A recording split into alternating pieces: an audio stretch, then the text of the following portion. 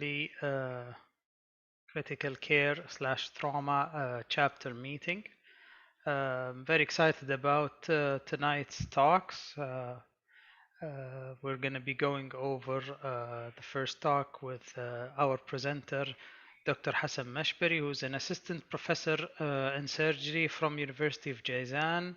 He's one of the most recent additions to our ever-growing pool of trauma surgeons in Saudi Arabia. We're very excited to have him. He's going to talk a bit about new innovations in hemorrhage control. Without further ado, I would like to Dr. Hassan Mashbari, please unmute yourself and let's enjoy your talk. Thank you. Thank you very much, Dr. Ahmed. You hear me clearly? Yes, very clear. Okay. So I would like to ask you guys to bear with me thank you very much, Dr. Ahmed, again, for the introduction. I'm very happy to be here. This is my first talk, so I want you guys to bear with me for the first few slides just to introduce myself. Since this is the first talk I gave in such an amazing platform, and I'm happy to be part of this family. So I'm at university. I actually was born and raised in a very small village between Sabia and Beish, which is this is just like the main small areas that is in Jazan region. So that's where I'm from. I started mid school in 2008 and 2003 actually. And the first 4 years of Jazan, there was no Jazan University, so we actually had to be under King Abdulaziz University for the first 4 years. And when I was in the fourth year of medical school, we officially opened Jazan University, and officially we moved in. My class was 32, and we did not have a female. The female started at around 5 years after us. So that's where I did my medical school. My love in surgery was opened by this Dr. Awaj Naimi at this small hospital in Sabia City. It's called Mustashfa Sabia Al-Am. And I started actually to know what is outside Jazan and Saudi Arabia through the International Federation of Medical Student Association. Got the chance to go as a part of our exchange program from our university to University of Illinois, Chicago as a fifth-year medical student, did a cardiothoracic surgery rotation. I got the chance to understand and be amazed about the US system and decide to make a run for it and try to do my general surgery residency there. We created a nadi called Nadi Lamsa Sahiya, which is like the Health Touch Club, and that's how we under the Nadwa Alamiya al-Shabab al-Islami, and that's a way of us to do more of a what do you call it, volunteer work in the region of Jazan as the first initiative we had there. Got the chance to be working with the and IFMSA to represent this region in WHO regional meetings in Morocco. Got the chance to go to different conferences and meet amazing people under the either these medical students congresses or the World Congress of Public Health. Got the chance actually after that during my internship to go for my first surgical camp. And you can see here Dr. Adla Abdel-Jabbar and actually Dr. Jalal Uwais. That's the first time I got to meet him, was there. And that was in Cameroon, Africa, 2010. From that, fell in love with the humanitarian work and actually applied to be part of this international surgical mission. They were actually in US, and I actually emailed them and met them in Philippines and Northern Samar. We went there for 2 years in a row in 2011 and 12. And that was very well received, and I had an amazing relationship and learned a lot about what does it mean to work in a low resourceful environment. Went to Kaplan as a part of the USMLE education in 2011. Lucky enough to meet my wife actually there. She's from Jeddah, and we met in Newark, New Jersey, and we've been married for 8 years now. During that time, I worked as a part-time with the United Nations, with the Saudi United Nations office there because I did not want to have 2 years of just studying for USMLE, but to use that in a better time and work in a different humanitarian organization as well.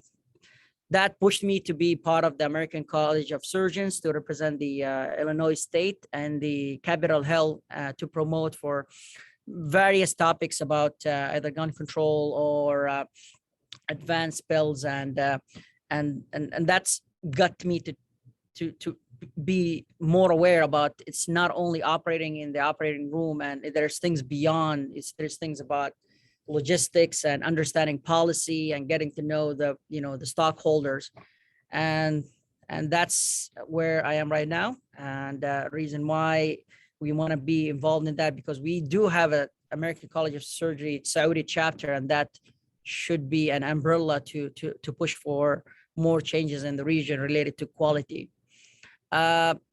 Went to for my general surgery residency at University of Illinois and got the chance to meet a lot of amazing Arabic people. The one in the middle is actually, his name is Muhannad Himdi, who's actually a trauma surgeon as well. He's 1 year ahead of me and did his fellowship in University of Kentucky, and he's now in Mecca. He's in Al Qura, another trauma surgeon who did his training in the US. So I'm glad he's part of this family as well.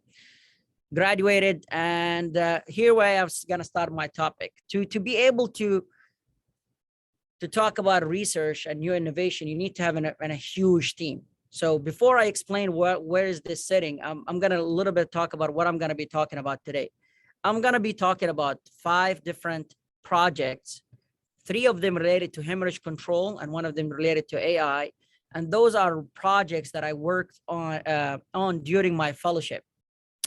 And the main idea behind that is just for you to open your guys' mind, is that what is currently being done at an international level related to hemorrhage control at the basic science level. And to have such an outcome, you need to have an amazing team like that. This is the what I did my fellowship at Mass General Hospital, and you can see here, this is the research team. We meet every week on Wednesday at 3:30 p.m. You have the attendings there. We have almost 12 research fellows that got accepted almost on a 2-year base. And we have also the head of trauma registry. We had the head of the nursing staff. So all of us meet for every week just to talk about research projects and where we are.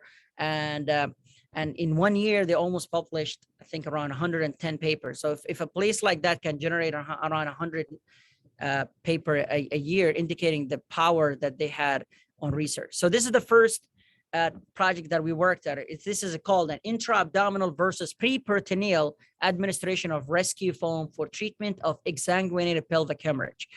Dr. John Abajiri, the first one, who's actually the main author of this paper and the main investigator of the project, and it was an NIH grant. And it was done between the Arsenal and the university and the Mass General Hospital. So the idea behind this project is that pelvic, mortality for patient with pelvic, from pelvic fracture presenting almost around 21 to 50%, and bleeding from arterial lesions occur in 15 to 20%, indicating the majority are venous. These are the treatment options. There is the angioembolization, the preperitoneal packing, and REBOA. But is there any alternative, another hemostatic interventions? And from that idea, we brought in the idea of rescue foam that has been used in other things, but has not been used in intra-abdominal for pelvic hemorrhage. And I will explain more in details about it. So the product, which is rescue foam, was used before in intra-abdominal, like liver injury, splenic injury, intra-abdominal for intra-abdominal bleed, and was worked and did work. Then it was used for as in the pre-peritoneal space for pelvic fracture, and it worked. But what if you have an intra-abdominal bleed and pelvic fracture and bleed at the same time? Can we actually control both if we injected the rescue foam intra-abdominally? And that's where we came with this project. So a little bit about the rescue foam. So the rescue foam is a 2-part liquid that, when injected into the body, undergoes an exothermic transformation, lead to solid mass that confirms to the viscera. So the first 1 to 2 minutes is still in a liquid form. So expand in between the organs at that time, give it a chance for it to reach different areas before it do the transformation and it's become more solid. It's usually deployed using the standard access technique, like a Hassan technique, or as if you're doing diagnostic peritoneal lavage, DBL. And it's actually easily removed in the operating room. And the idea is that this is something can be deployed in the pre-hospital or in the ED or in the first encounter military casualties that buy the patient time for 2 to 4 hours to get him to a hospital that can operate on and make him alive till he reached. That was the theory. That's why the product came from. A little bit of video just so you guys forget, understand. So again, this is the name of the company that came up with this material. It's called the Arsenal. The problem with the material, it's actually an expensive material. So for example, this patient, let's say he has a liver bleed. So he's bleeding excessively. You are in the pre-hospital field. You have a medics or hospital there that, or a surgeon there who does not have the capability to control such a extensive injury. So he can use just a DPL, inject the material, close the skin, and take the patient and transfer the patient to a place that can actually do the surgery. And here that you can tell that it's easily be removed in the operating room. So to date, we assembled, this is literally exactly how a product like this need to move to reach where it is. This is since 2000 and the work started since 2014. So to date, we assembled a comprehensive preclinical data package using over 600 large animals in several multiple models and severe abdominal and pelvic injuries. And we were able actually to show that previous studies, there is a survival benefit, and you can see there under the word survival benefit demonstrated in 2 models, number 4 and 5. And I wrote down in 4 and 5 the actual studies that published indicating the safety, the survival benefits. Then we did another after that, before research projects related to safety. Then what is the appropriate dose for humans? And according to those, then when we were able to implement it in this research projects to hopefully do it in a human in the future. So next, what we, as I said, there is already been proven to help in the pre-peritoneal and in the abdominal. But what if you have a fracture in the pelvis and an intra-abdominal bleed, can you use it intra-abdominally and it will work on both? And that was the goal of this research. And we hypothesize that it actually can work. All right. So the method we used a non-coagulopathic Yorkshire swine to create a model. And we caused both. We caused a retroperitoneal vascular injury and we caused a complex pelvic fracture. And I'll tell you how we were able to do that. So in the first two pictures, you can see that we created the pelvic hemorrhage by combining a cannulation. We actually cannulated the external iliac artery and we cannulated the common iliac vein. And we left these cannulas inside connected to wires. And after that, we externalized the wires through the skin. And then after that, we produced a significant high pressure hemorrhage after the fractures were done. And I'll talk more about it. So these are the 2 things that we created. A pelvic fracture plus both combined arterial and a venous injury. And this, unfortunately, how we use, if you can see the big machine in the picture A, that's how we caused the AP fracture of the pelvis of the swine to create the pelvic fracture. And we divided the groups into 3. We randomized them into group first that only receive a fluid resuscitation. The second group that we did the pelvic administration. By pelvic, I mean the pre-peritoneal space. And the third group is the intra-abdominal one, the main group that we really want to study. And we initiated the rescue form at 1 minute after the injury was created. And then we monitored these patients for 3 hours. And the main thing we followed as well is the mean arterial pressure. So this is just a timeline. The first thing we said, we completed the setup. We externalized the wires of the cannulation. We caused the fracture, immediately caused when we pulled the wires, the cannula came out and we caused the initial vascular injury. And at 1 minute after, we deployed the rescue foam. 5 minutes after, we gave a 500 LR. Another 12 minutes, we gave another 500 LR. And we monitored them for 3 hours. And look at the yellow, what is written, the parameter and the main arterial pressure. You see at 1 minute, like all the 3 groups that we randomized them, all of them has a main arterial pressure of 35, indicating that we were successful to create the same injury in the 3 arms that we are studying.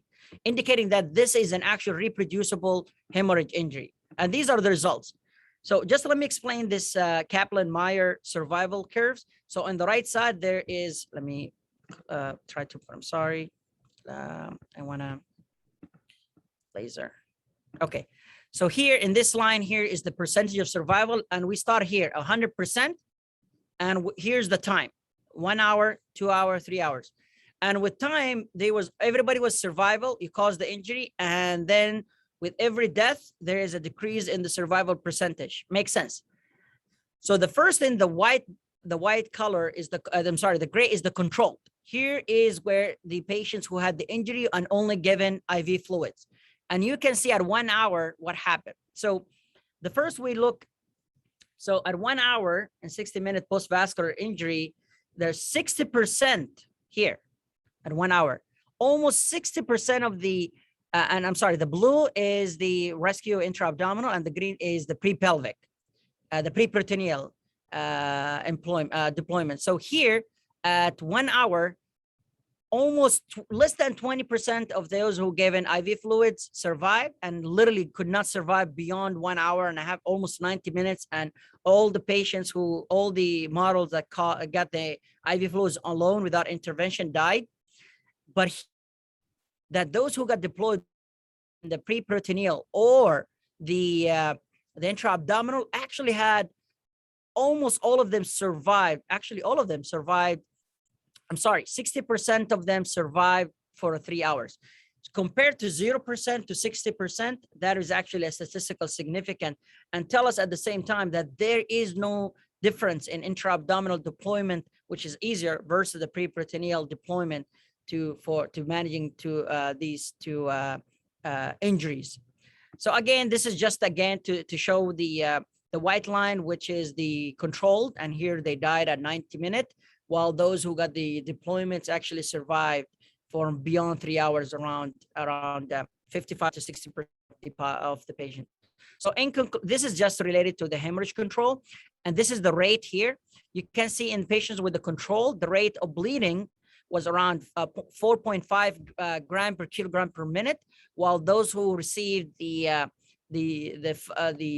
what do we call it, the foam has a slower rate of bleeding. You cannot stop the bleeding. That's the reason we are not aiming for that. We actually aim to slow the bleeding to give the chance for the patient to survive till they reach a definitive hospital that they can operate on them. Okay. Again, we conclude that intra-abdominal administration of rescue foam can be used to treat both abdominal and pelvic hemorrhage at the same time. In between, this is the end of the first project that we're talking. I'm going to proceed to the next one. Just want to let you guys know that between one project and another, I'm going to show you a little bit of pictures about the area in Chitosan. This is Wadi Lejub. It's a beautiful place. For those who ever visit Chitosan, please check it out. Second project, the problem with the first project, it's a very, very, very expensive material. Can we find a cheaper one? And that's the projects I was working on. It's called the Chitosan. That was my main fellowship projects. It's called the Chitosan based live foam that we found that actually showed improvement in survivable. Showed an improves in survival in lethal closed abdomen, non-compressible grade 5 hepatoportal injury. And I will tell you, this is again, it's a Department of Defense granted grant. This is just a little bit about the importance of this. And there's like, for non-compressible intra-abdominal, majority of 90% of military patients died and 60% civilian.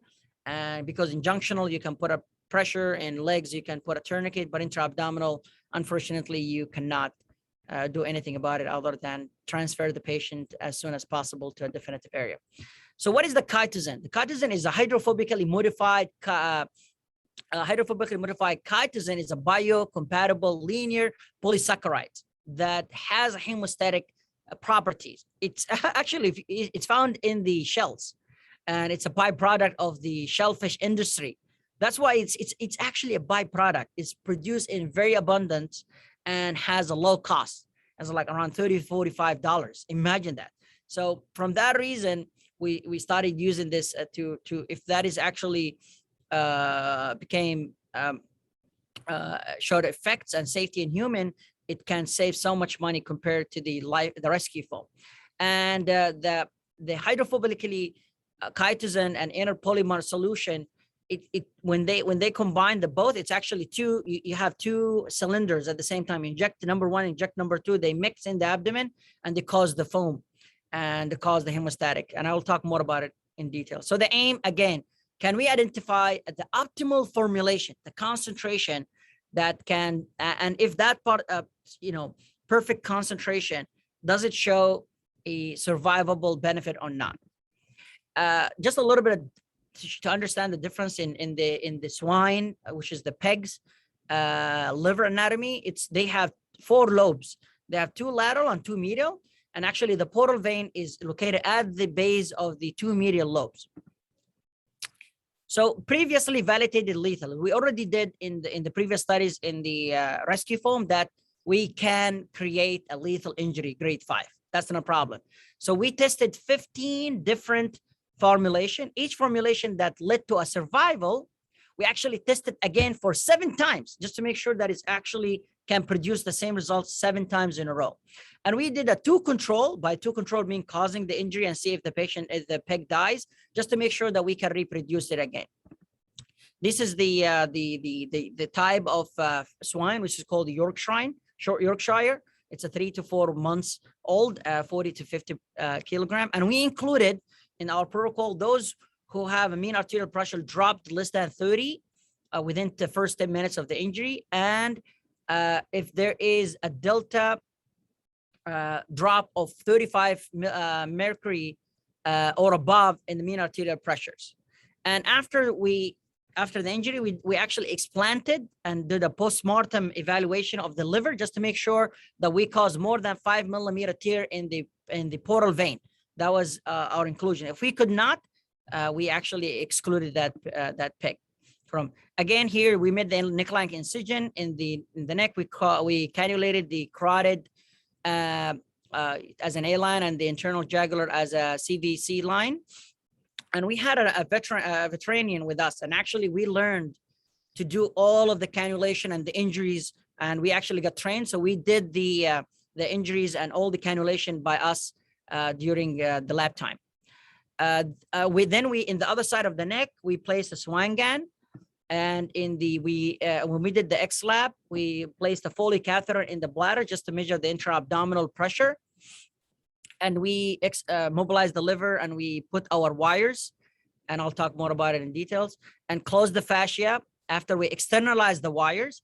And we caused the injury, and this is how we deployed the foam. And after the injury, fluids are given at a rate of 165 per minute. And we started that if the MAP dropped lower than 60, and we actually stop it if it's beyond 65. And this is how we caused the injury. We mobilized the liver, and we actually inserted a 25 kind of like gauge needle into the base of the 2 middle lobes, which is we made sure that we actually went through the portal vein, and we passed through that an actual fishing wire, because we tried silk, and we actually cut, and they could not cut through the liver, and we had some silk ties that actually broke. So we brought in, and we did for all remaining experiments, we used a fishing wire and actually never break. Those are very, very, very strong wires.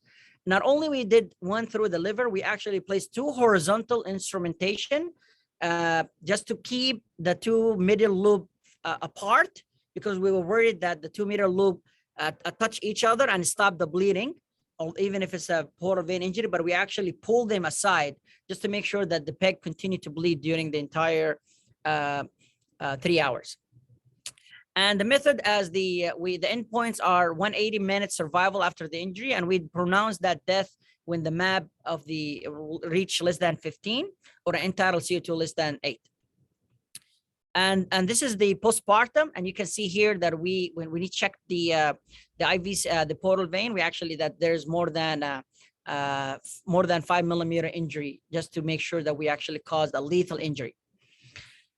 These are the results. So all of the patients who got the chitosan survived, and those who did not survive made sense, and that's the whole reason of that. But what about the lactate? So the pigs that died, unfortunately, they have a continuous raising in the lactate level, but those who got the leading chitosan formulation had a stabilization in the rising lactate, and we assume that this may prevented a lethal acidosis from the hemorrhage loss. But the main bottom line, the punchline, is the mean arterial pressure. So let me explain a little bit with the laser here to you guys can understand. So the dark is the control, the green is the chitosan formulation, those who got the chitosan formulation. At point 0 is where the injury happened. So you can see immediately when the injury happened, in the map completely dropped significantly here. And the red line is the time we injected the foam. So you can see here that all animals had the near cardiac arrest because the map almost reached 20. So near cardiac arrest when we caused the injury. And you can see that the solid line, and I'll also make it here. So this is almost the near death, and the solid line here, this is the control arm. Actually, they did not even survive beyond 30 minutes. They died within 30 minutes from the injury. But here, those who got injected the chitosan, they survived for 3 hours, all of them, all the patients. And with recovery of MABs around 65, which is significantly statistical significant. But let me bring you an example to the reason why we had to try every formulation for more than 7 times, because here this is a flawed chitosan formulation, and the patient was able to survive to only 90 minutes, and then the pig died. Conclusion, we were able to finally say this is the perfect concentration we need. So now, since we had and proven that we have the perfect concentration for the chitosan, when we can actually move on to the next next stage of the experiments. Again, we reduced the blood loss, we prevented the buildup lactate, and all the pigs survived for more than 3 hours. And we're hoping again to do it in the field by I would not say non-medical personnel, but I would say paramedics or those who are in the military that can be able to deploy it in the abdomen using a DPL technique. Next step, which is we are actually doing right now, we're actually doing head-to-head comparison of the identified leading formulation that we basically identified finally, and doing it with controlled. And we actually hopefully to finish it in February, this next coming year. This is Faifa Mountain. Again, I'm telling you that I'm gonna show you a little bit of pictures about Chitosan before we move on to the next project. Here you can do our journal club next time while watching this video. All right, so now they even went beyond. Can we use a nanotechnology, nanoparticle, to stop bleeding for non-compressible and unidentified wounds? So this is the Oslan Research Group, and the leading is Osaid, one of our research fellow, and Dr. Vilma is the chairman. So the little bit of background, we're not going to talk about how hemorrhage can kill people because we already know, but we're going to talk about what have been done before on nanoparticles. So MP stand for nanoparticles, and the weight they used before the larger. Just give me a minute, please.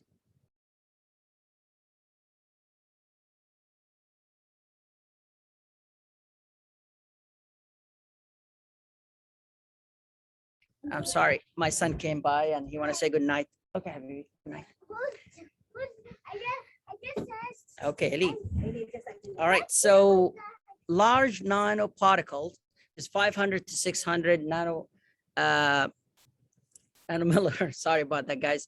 Have been experimented before and showed a good survival benefit. But the theory that we had, can we use a lower or smaller weight using a 180 versus saline and in a rodent model, which is mice? And the idea that they had in mind that, oh, if I have a smaller particles, I actually can bind to more platelets and cause more platelet aggregate and can cause less bleeding and stop the bleeding faster and cause more survivable benefit. And this is what they end up doing, the method. So again, preclinical experiment study. This is the mice, the rat we use, and we did the femoral vein for the cannulation and injecting the material. And the injury is an IVC injury. And we monitored them for 120 to 150 minutes.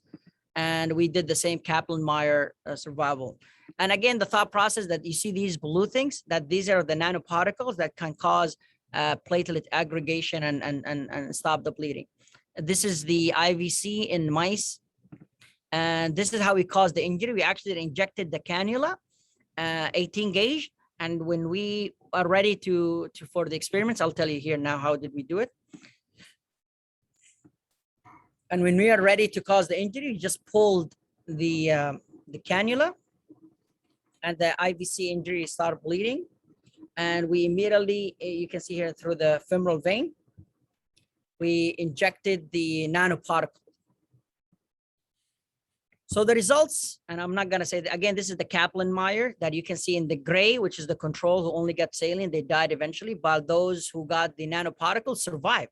Interestingly enough, so we had a 80% survivable using the nanoparticle compared to 26 in those who got only the saline. And we only monitored them for 120 minutes.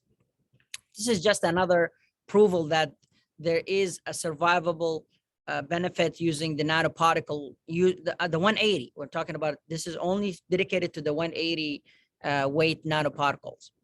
And in conclusion, that 180 actually showed a significant survival benefit. And where the next step is going to be is that actually using a fluorescent and labeled nanoparticles, because the plan is that after the rat dies, we want to image those rats and see where is the biodistribution of the nanoparticles. Because interestingly enough, which is, I'm not going to show the results now, but actually in the updated results, they found out that in non-bleeding, the nanoparticles can be in the lungs, in the different areas. But interestingly, when there's a bleeding in the IVC, the nanoparticles aggregate in where is the bleeding is, indicating that there is an element of aggregation and actually benefits. Again, this is another picture of FAFA.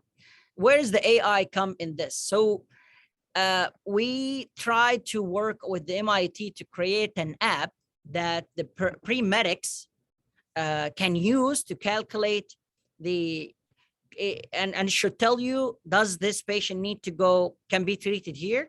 Does this patient need to go to a place that is able to perform operation, or does it need to go to a place, the soldier, that has a blood or massive transfusion protocols? That's the idea. It's just a kind of an app in the future that the medics and the casualties and war can actually use to triage the patients to where they should go. And that was the idea came from. Again, this is just a background about the injury. And we use the AI by artificial intelligence to help support inexperienced decision makers. So it should help in these things. It can identify a shock, and does the patient need a hemorrhage control surgery, or does it need MTX? By MTX, I mean massive transfusion. And I should have actually written the full field, and and should help us in triage in the field. This is again what the problem that an inexperienced provider should think. Does the patient in the field, does the patient need to go to a general surgery capability hospital? Does the patient need to go to a trauma center? Or does the patient is too sick and might die? So I'd rather take another person and ship him instead of this patient that is dying. And we use to feed the AI project all the TechWeb data from 2015 to 2017, and we used patients from 16 to 60. That's like the military age, and with those patients that actually have a gunshot, we only talk about gunshot wounds patients to the trunk. We use the ICD-10. Either we in the history was written, or they wrote in the ICD-10 that the patient had the shock, and they have an ICD-10 said that the patient has a gunshot injury. And we actually went through those results to see, those patients, to figure out exactly who got a torso gunshots or not. Again, this is how we identified the shock if they require more than 5 units of backed RBC within 4 hours, or they actually needed to go to the operating room within 4 hours, because we follow those patients.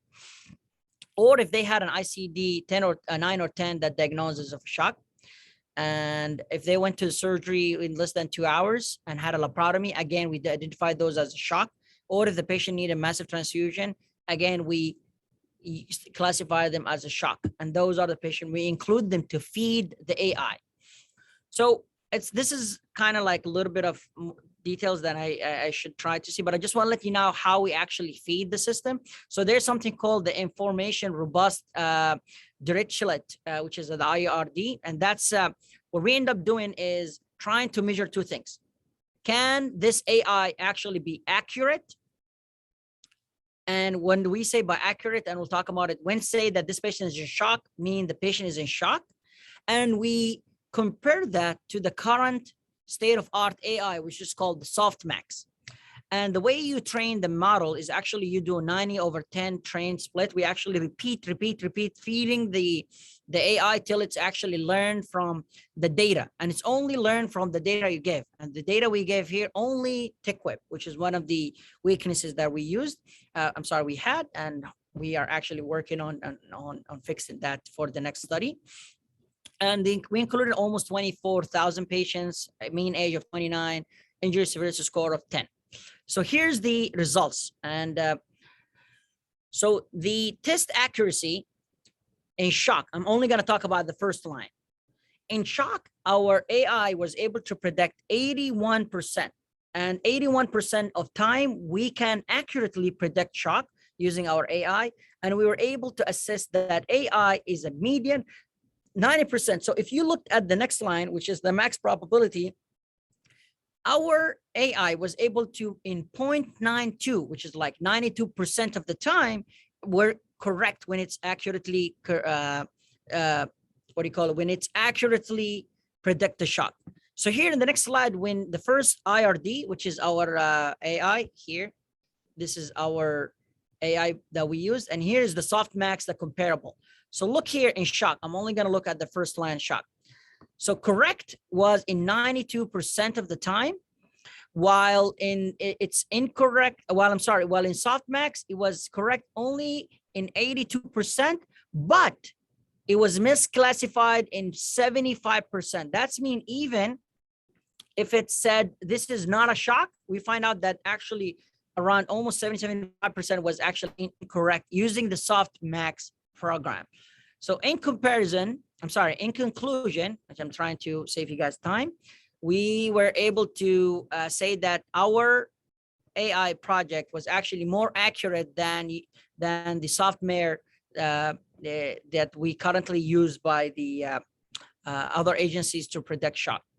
And to improve this, we want to utilize, this is the problem we use. We actually use one data set, and our plan is actually to add more data to feed our AI to become more accurate. That's how you can make something accurate. And again, this is just a conclusion that it's actually, this IRD can help, but it still needs work by making it more accurate.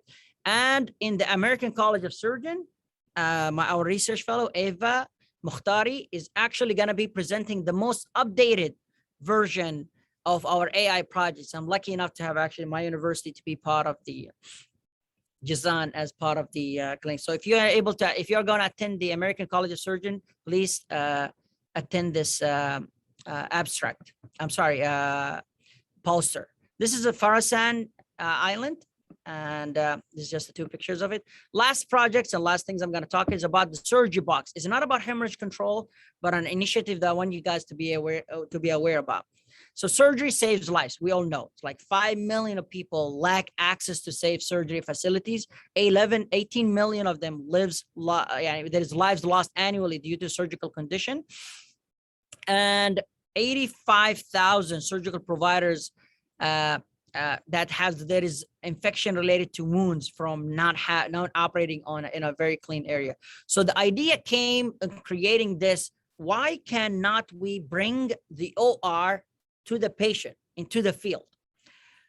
So because of this is the current surgeries that happen, there's a majority of them trauma, there's maternal health, and there's subacute chronic conditions, and there is PPE problems, and there is mobile surgery problems. Can we combine both? So we thought about, which is the surgery that's done way before I get involved.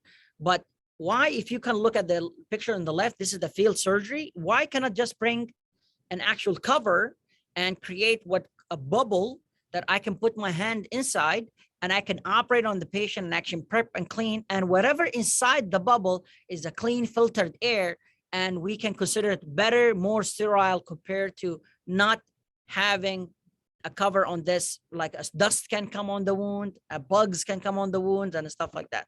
So this is where it come on the backpack surgery box. This is a surgery box that actually you can carry it in your back, and you can see here's the blue. This is the back and deploy surgery bubble. Here you can see the surgery bubble. These are the sticks to make the shape of the bubble, and this is the air filter. Is actually inject air and suck air to make sure that that you continue to clean whatever inside the bubble. These are just a little bit about the how you can deploy it. It said like less than 90 seconds to deploy to deploy it and start the surgery. It's only weigh less than 8 pounds. The battery is you can literally just plug it and turn it on, and that's it. And has a very long lifespan, and it fits all patients, all sizes, all anatomies, because it's actually can adjust the length of it. This is during the lab we were testing the generation 5. This is me, and here is Dr. The main PI on the, actually, although she's a family medicine and is young age, she actually the CEO of this company. And our main what do you call it, the customer, I can say, that actually working with us is Doctors Without Borders, because they want us they want to use this in the field in humanitarian in a very cheap price, and that's what we actually doing right now. And this is during our experience. This is the generation 6 that that's the final picture. That's the final version that we currently came up with. And we are trying to say that it's provide protection, is able to carry, and is short cost effective, because we are trying to use a very cheap materials. This is the leadership. Again, Dr. Teodorescu she's a young family physician at Mass General Hospital. And this is Dr. David King. He's the fellowship program director, and he's the guy that I did all my research on hemorrhage control, the rescue foam, the gelatin. He was actually the main PI as well. This is the leadership team. This is the team, or the human factors team, Osaid, and this amazing Atif and Julian. And this is the board of the advisors. And I'm lucky enough that actually I was promoted to be in the board of advisors starting last week in this group. These are some of the awards that this project won. And these are the partners, including MIT and Doctors Without Borders. This is the name and the email of Dr. Debbie Teodorescu. Please check the website, email her if you need. There's also a TED Talk for her in 2018 that worth watching. I'm very sorry for the long.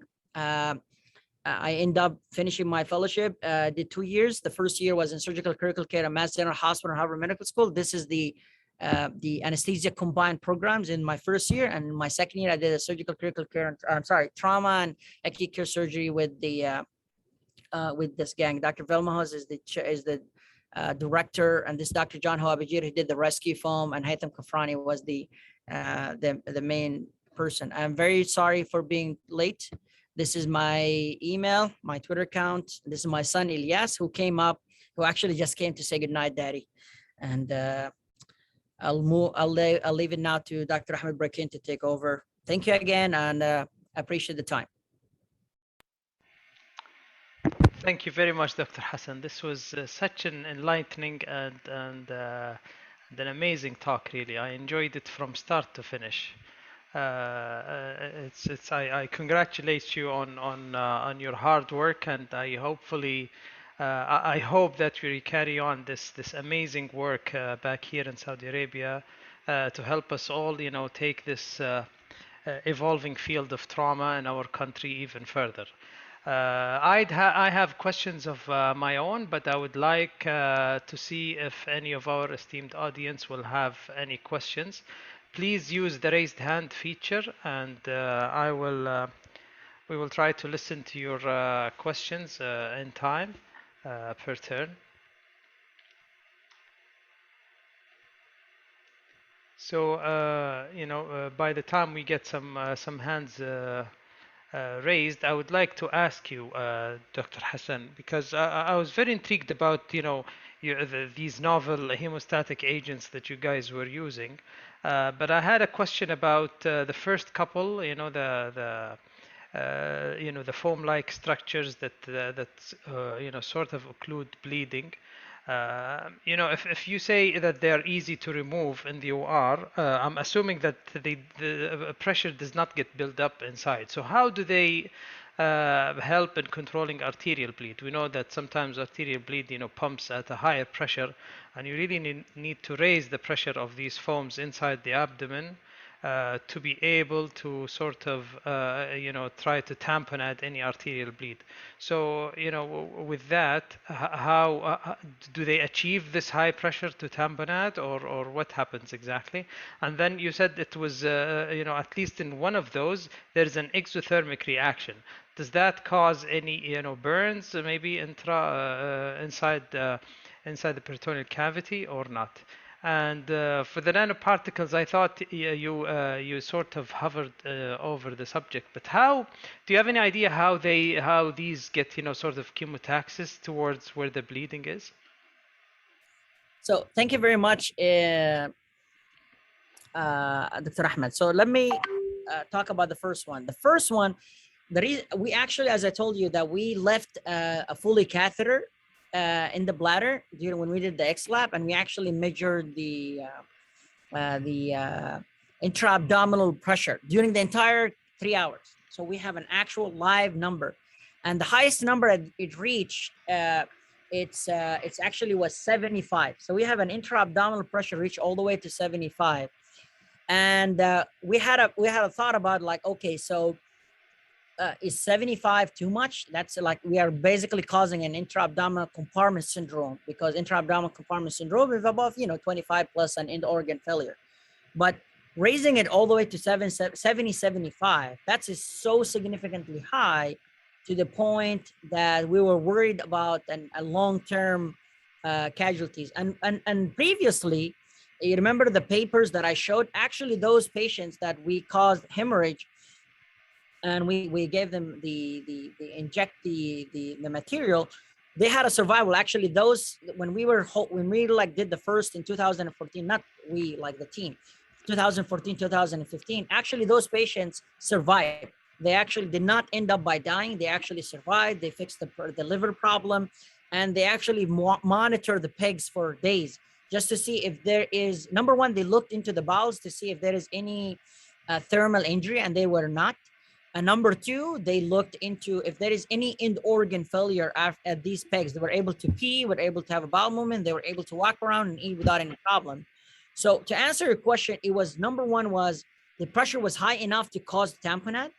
And number two, we found in the foam, actually the rescue foam, that there is a coagulo, what do you call it? It caused a coagulation effect. Is actually kind of like aggregation. It's stimulated a coagulation cascade at the bleeding site, and that's how they identified that that's the cause of how these patients survived and the bleeding stopped. Pressure and maybe a little bit of coagulation effect more in the rescue foam compared to the what do you call it, compared to the Chitosan effect. For the nanoparticles, because they said that it's actually walks so fast in the blood and it get aggregated with where the platelet is, and the platelets goes where the bleeding is and stop there. So it's how did it get attracted to the bleeding side is actually the same way that the platelets got attracted to the bleeding side. So they just follow the platelets, and the platelets go to that area and try to aggregate. It's help and facilitate the aggregation to become faster and more using those smaller weight particles. Did that make sense, Ahmed? Dr. Ahmed? Yes, actually, it does. I mean, I'm very intrigued. I would like to see more of research being done, but thank you very much for the answer, Dr. Hassan. We have Dr. Tamer Nuh, who's asking a question. Please go ahead. Assalamu alaikum, Dr. Hassan. Very, very impressive work, and a very, I mean, we're all very lucky to have seen all of this research activity that happened. Maybe my question is a little bit more of يعني طمع إنه what's next for you? MashaAllah, you've been involved in a lot of research activity over there. And any plans to continue these research activities here, to start a research lab, to continue to maybe start it here in Saudi Arabia? You've been lucky to be exposed to all of this work while you were in the States. Thank you, Dr. Tamer. أولا لا يعلو I'm very happy that you like the things I've worked on, and I do believe it's whatever happened in these research projects were not the outcome of 1, 2, or 3 or 4 years. It's been going for these are the byproducts of many years of planning, and I do believe is having the working on the infrastructure and if you look here, like how many partners, like SurgeryBox, so many partners. In the rescue foam, there was the role of the companies, number one, in funding that, and actually most of these are grants from the Department of Defense. And number 3 is having the infrastructure of veterinarian lab. So the same lab that they did all the ATOM and the asset labs, because we have veterans, they actually use this lab as a baseline to create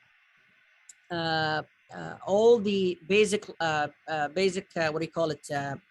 basic science research. So I do believe if you have, number one, the infrastructure by having, so maybe we can work on having a big centralized in Jeddah and Riyadh, for example, a centralized lab that we can be able to do our ATOM, our asset, and it can be the nucleus of doing all the the basic science research, including more partners. Like, for example, they had MIT, they had these factories that has their own scientists to create the formula. So if we were able to ally ourselves as a I'm not sure should be as a society, should it be as an interest group, should it be as a university that approach theirs? But I do believe that the institution should be a research institution with stockholders from us trauma surgeons, plus research universities, plus the Ministry of Defense, plus higher education, the Ministry of Health, and having the fund, because you need money for that, Dr. Thamer, and you completely understand that. And I do believe if we have a nucleus to be instead of having, I work a little bit in Jazan, you guys work a little bit here and there, to have actual nucleus in a bigger city like Riyadh, and start from basics, let's start as a lab that we can do our ATOM and assets and an animal labs. And from there, start hosting the scientists to give us their experience, tell us how to start. Because I actually reached out to our research coordinator and I told her, okay, I need your help now. I want to start research in Jazan. Okay. So the first thing she said, send me what exactly you have there. So I was like, well, I'm not going to tell you what I have there because you're going to be surprised. So I sat down with her and she just told me, start by journal club, start by database, So it actually gave me a little bit of kind of like things that I can do to start, a research center. And I think if under the umbrella of the surgical critical care, under the umbrella of whatever the umbrella we decided together to be under, it will be a good nucleus to share ideas, use the location of Riyadh as a center of all these things available within a driving distance. I think we can do something about it. And I'll be more than happy through using all the connections that I have and I made during my time in fellowship or residency to bring that in, teach, send people. Because one of the things that I actually worked in trying to do with the Mass General Hospital is that I told them I want to send research fellow from my residency program or from residency programs in Saudi Arabia, or even a trauma fellows. And my plan is also, beside working on the infrastructure, is actually like they accept 13 research fellows. Why not send one of our fellows or research or residents that are interested to become a trauma surgeon, send them for 2 years, pay them, actually us, pay that research fellow a salary and fund him. And during him or her, during those 2 years while we are working on the infrastructure, that person can learn all of that, bring the ideas and actually work. Because beside me doing all of that, I was still busy in clinical. So imagine just leaving someone for 2 years, just embedded in that kind of amount of work. And we can focus more on clinical outcomes compared to basic science. So if we are able to come up with a good clinical outcome research, that will give us kind of like the push and the fund to bring in the basic science. I think I talked so much, Dr. Thamer, and I'm not sure I actually was able to satisfy your question. Excellent. We have also Dr. Bawazir who has a question. Please go ahead, Dr. Bawazir.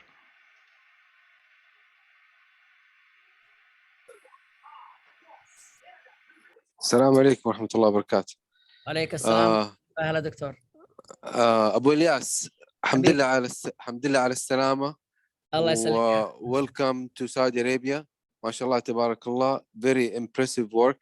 It is very obvious that you really worked on yourself from early on, starting with during your medical school, doing volunteer missions and doing amazing research during your fellowship.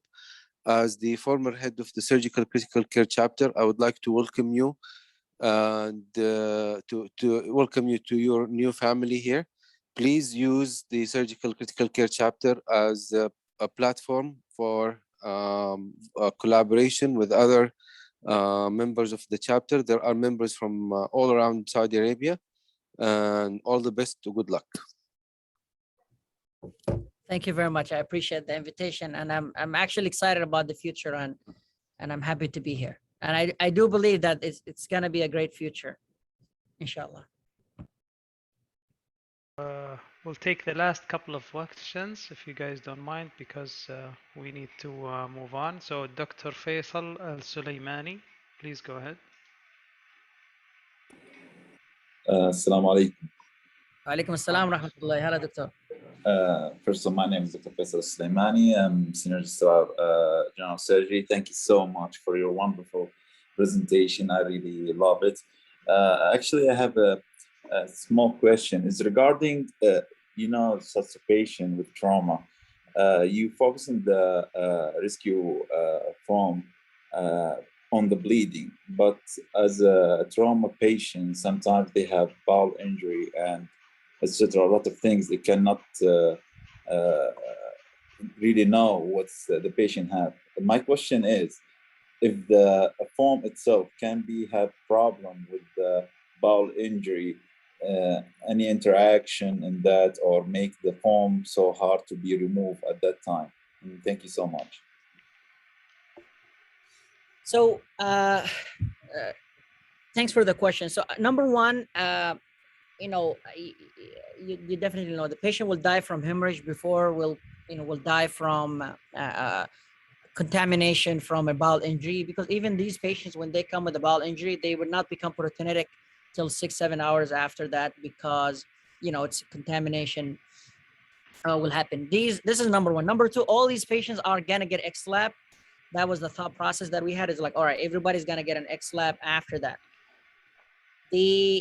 Regarding one of the things we were worried about more is that, will the foam enter the circulation through the injuries? That was, we were worried more about than actually worried about the foam enter the bowels and cause problems, because the foam become more solid, okay, very quickly. to the point that it's actually become, how can I say that, become quickly solid within less than a minute. And once it becomes solid, it does not enter the bowels, it does not enter the vessels. That's what we actually even did, even in patients who caused diaphragmatic injury, and we were thinking about, all right, what if we cause diaphragmatic injury and the foam went enter the lungs? And interestingly enough, when it started to be expanded into a foam shape, more actually thicker, it actually does not is not liquid enough to enter bowels and is not equal enough to enter the bloodstream. In the other hand, it's actually hydrophobic, does not mix with water, because that's the whole point of it. It's it's a polysaccharide mixed with gelatin. So even if it touched the blood, it causes a pressure effect and thermoregulation, but does not mix with the blood. And because it doesn't mix with blood, it cannot enter the blood vessels and it go to the lungs and the hearts and stuff like that. Does that make sense, Doc?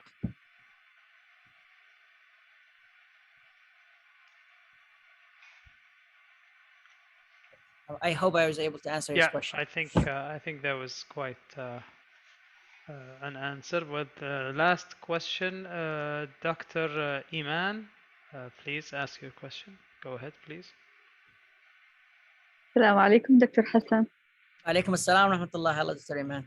Yeah, I'm a pediatric critical care intensivist. I think this lecture was wonderful and very something new for me. I've never heard of such things. So I have lots of questions. Do you have this time window when you inject this material till you take the patient to the operation room? How long you can keep him after injecting this foam? And in your research, you were injecting this material immediately after rupturing or injuring the vessel, but sometimes the patient is arriving maybe half an hour after the start of the bleeding. So still you can inject this material, and any role of activated factor 7 along with this foam. That's it. So thank you very much for the question. So number one is that the main reason why we injected in 1 minute and all of that is because we were like staging the research. Is it what can we say? Is it actually works? Is it safe? How much we can inject? And the current status right now, actually, we trained all the trauma surgeons in Mass General Hospital in how to inject it, and we actually got the IRP approval to start using it on human and actually trauma patients coming through the ED of Mass General Hospital. That's where we are actually working on right now. But COVID hits and we started to get a little bit delayed, and we were trying to prioritize more things. But that's where the stage in. And actually these patients are the same patients that you said, coming 15, 20 minutes after. We already have results before. We want to start using that on these patients and actually see whether there is an actual effect or not. The problem is that it's a little bit of situation, because it's like, well, I can, inject the material and then push the patient to the OR, but the OR is like immediately like second floor. I can take the patient within 10 minutes to the OR. So is it really worth it? Try to do it on patients in the ED? And that one of the dilemma that we had. So we started thinking about, should we do it in second or third level trauma centers or something like that? But to the level status of we are right now, we want to see if it's actually work on humans, alive humans coming as a trauma within the same window that you said. So to answer your question again, after I said a lot of things away from answering questions, number one, yes, bleeding on half an hour, it still can be applied because it's going to do the same thing. It's about putting a pressure and slow the remaining bleed. Factors regarding factors, we are thinking of the same thing. This is like an Austrial environment in the military. Those are the target of the foam. Those are patients that get accepted by paramedics that can do a little bit of things at bedside and take you directly to a center. And we want to do, and I'm not sure that they carry even these factors. These are talking about things that can be used in a field. And if that's how you look, I mean, I'm sorry, that's why you see that all these what do you call it, funds are coming from the Department of Defense, the DoD, because those are the main targets that we not the only the civilian is only 60% of them. It's 90% of death from intra-abdominal, you know, through gunshot wounds and military patients. So I think factor 7 and other things, I think it's still as an adjunct, and this is only supposed to be just like adjunct. This would not replace the need of the patient to get operated on and actually save the patient life and you know, stop the cause of bleeding. This is supposed to be as an adjunct to save time, to give the patient the opportunities to survive for an extra 2 to 3 hours to get him to a place or her to a place that can operate on her and save the patient life.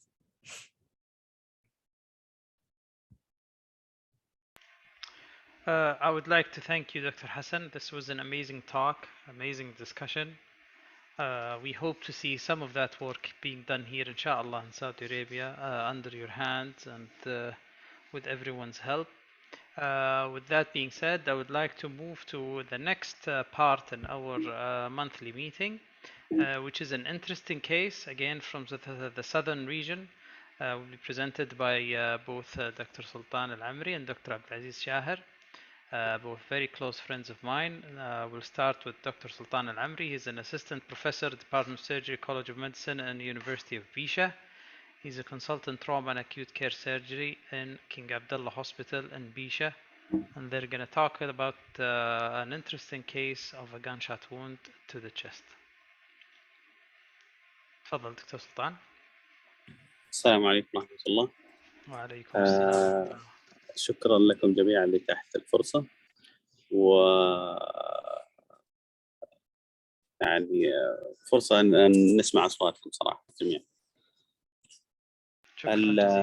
As usual, trauma patient usually comes together.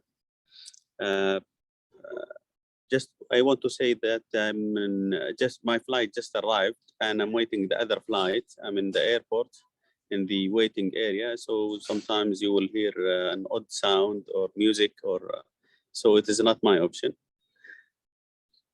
So at 19 June 2020, we received 4 patients in Dhahran al-Junub hospital, which is the first hospital to serve the war zone in the southern region for the area near to Asir region.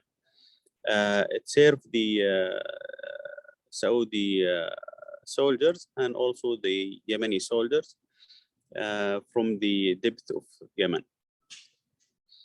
So at the evening, we received 4 trauma patients.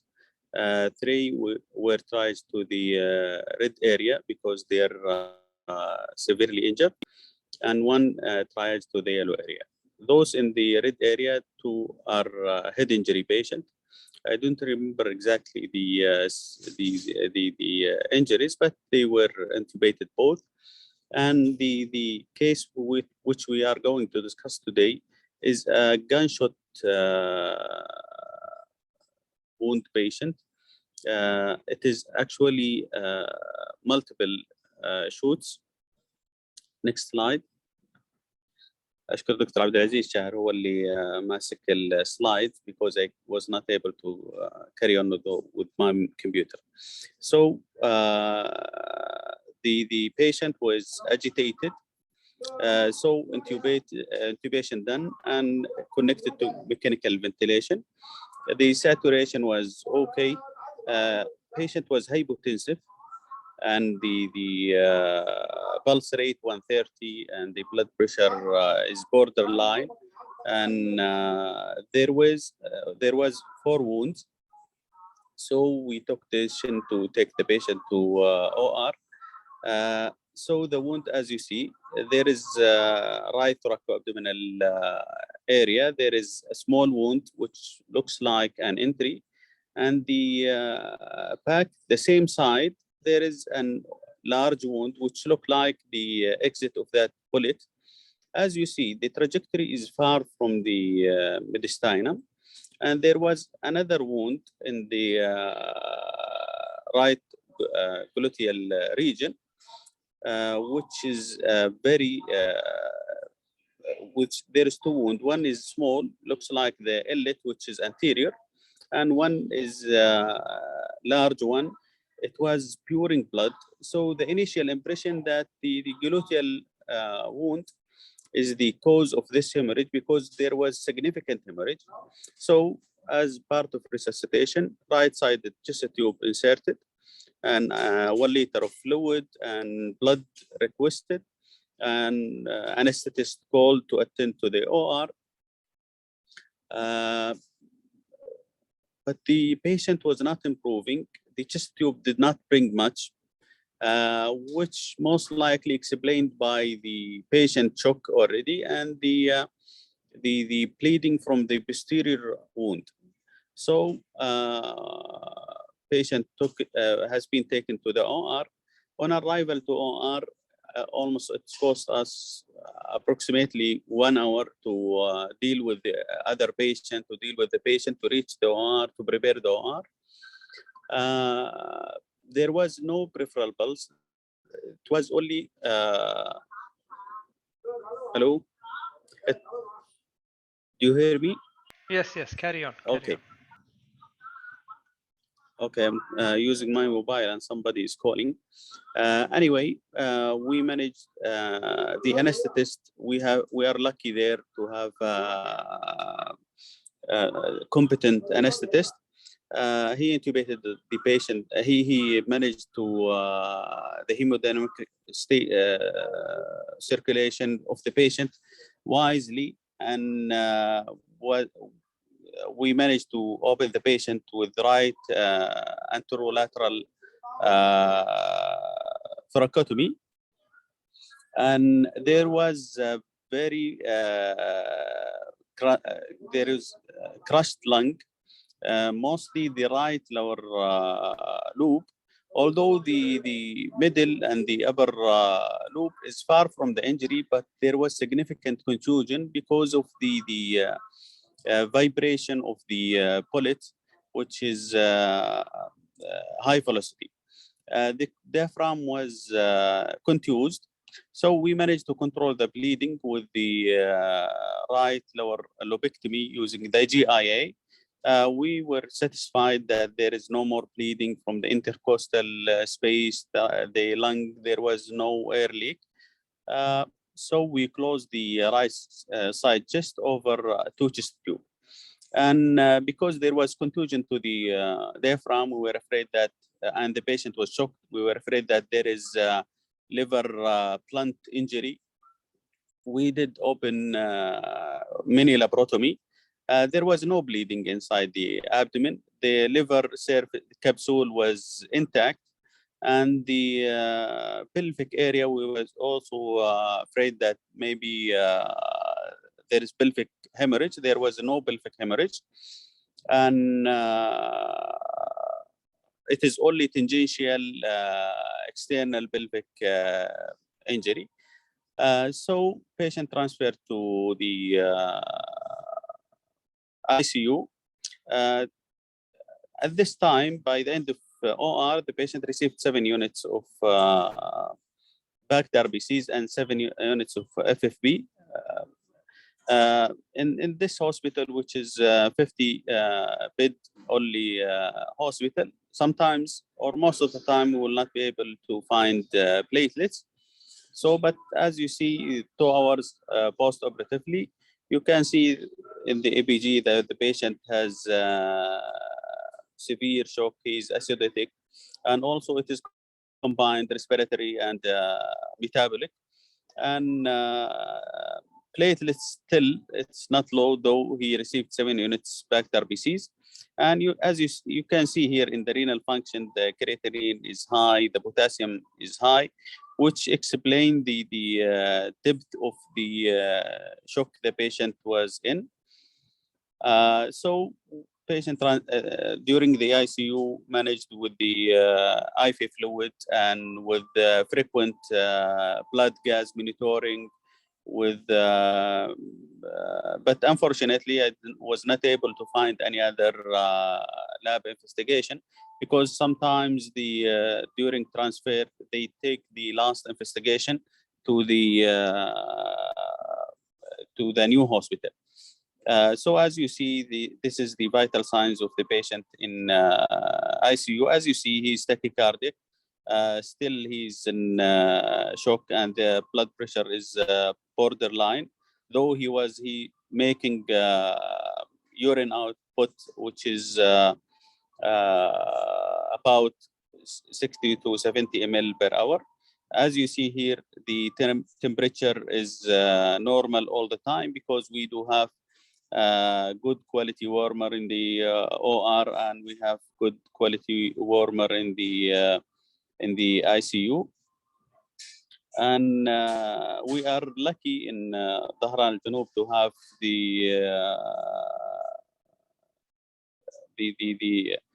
equipped hospital and the ready trauma surgeon, whom they are competent to manage post-operative period patient. And Dr. Abdulaziz Shahir did a great job for this patient, and for the other patient, we are operating on them and referring them to him. This is what we done in brief, and Dr. Abdulaziz will continue the presentation. And I'm sorry that I will not be able to stay the whole presentation to attend, because I have another flight. Thank you, Dr. Sultan. But let me ask a question before you leave us. The decision for me to make a right thoracotomy was not very clear. Was it because just ongoing bleeding from the wound? Because it seemed to me that you said that the gluteal wound was the one bleeding. Yes, there was significant bleeding, and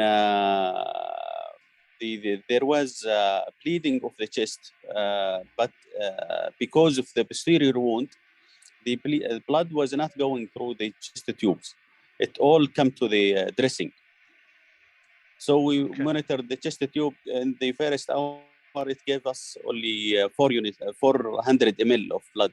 That's why we delayed the surgery. We did not touch the patient immediately. We managed to pack the perineal wound with 5 goes, because it is big wound. And the bleeding control in the perineal area. And we gave the patient 4 units of packed RBCs. Patient did not improve.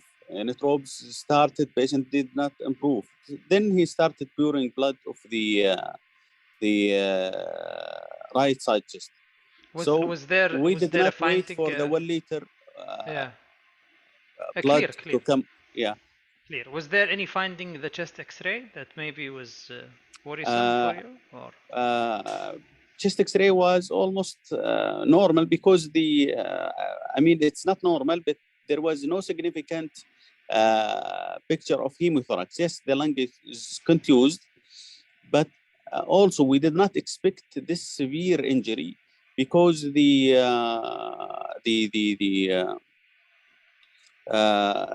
trajectory is too lateral, okay? But unfortunately, in OR, the cause of this deep shock is the chest rather than the lower limb. Maybe the lower limb because of coagulopathy or something like, because there was dressing, there was no much bleeding. But when we opened the dressing, there was a lot of bleeding through the gluteal wound. Maybe, and in such situation, we manage the patient as if there is 4 different gunshots. And we managed as he's bleeding all the wounds in the scene, because we don't know what's the situation in the scene, which wound was bleeding. And I cannot quantify the amount he bled from the chest, because the big wound in the back that allowed the blood to go out of the chest. Clear. Thank you very much, Dr. Sultan. I would like to keep the questions till the end, till after Dr. Abdulaziz Shahir, who's going to finish the presentation. Dr. Abdaisia is also one of our previous fellows who we are proud that he has actually spent some time with us. He's a consultant trauma, acute care, surgery, and critical care. He's the clinical director of ICU and trauma committee chair in Armed Forces Hospital in the southern region. Please go ahead, Dr. Abdaziz. Thank you, Dr. Ahmed. I'm being very humbled to follow Dr. Hassan and Dr. Sultan. I will do my best, although it will be very difficult to do so. Thank you very much for organizing this, and I love it that we're trying to make it from the bench to the bedside, from the lab to the OR. We're trying to cover all bases through this presentations. As Dr. Sultan said, the patient was stabilized in Dhahran al-Janub, and he was transferred to us in the armed forces in the southern region. So we took over from there. The patient arrived at 11 p.m., almost 3 hours journey. The patient was hemodynamically stable in the beginning, blood pressure-wise, but heart rate was tachycardic. He was intubated, sedated. The transporting physician saying that the patient has received some noradrenaline on the way to the hospital. So we're guessing that this is not a true hemodynamically. He's not a completely truly hemodynamically stable. But the numbers was showing good blood pressure and palpable pulses. The patient, though, was anuric, and the patient was intubated and sedated on high support of ventilator support. At the time, the patient was okay, so we decided to take him to the CT scan. The CT scan, as you can see, showing extensive lung injury with extensive bone loss, and the shrapnel seems to be an exploding shrapnel that causes some of the ribs to have a flail segment and significant bone comminuted fractures, as you can see here. The injury on the posterior is a huge injury, and I understand why. The reason of the confusion, what happened in Dhahran al-Janub, is that because I think it was an open pneumohemothorax, because the negative pressure in the chest was not maintained because the wound was open to the atmosphere.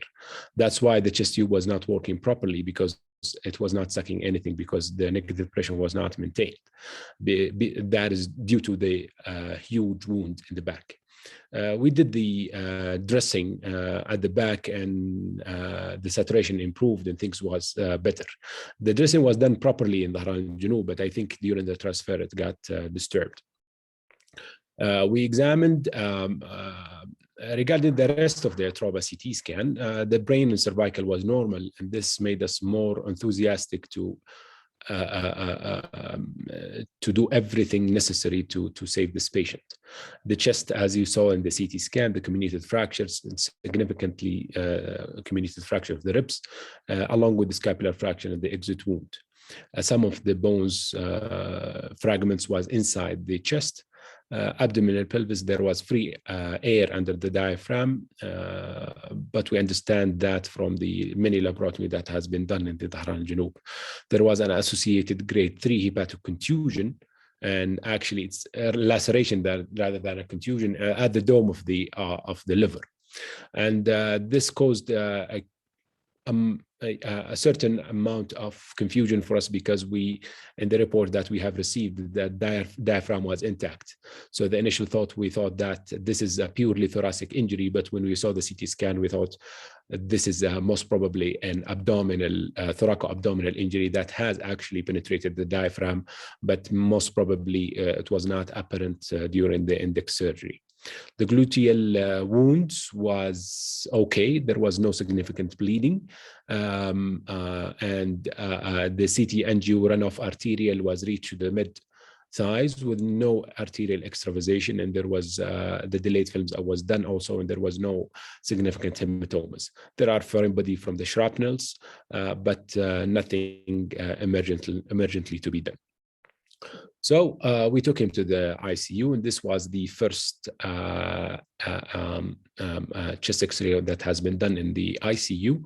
You can see that still the lung is severely contused with some residual caked, probably hemothorax with encysted pneumothorax from the CT scan.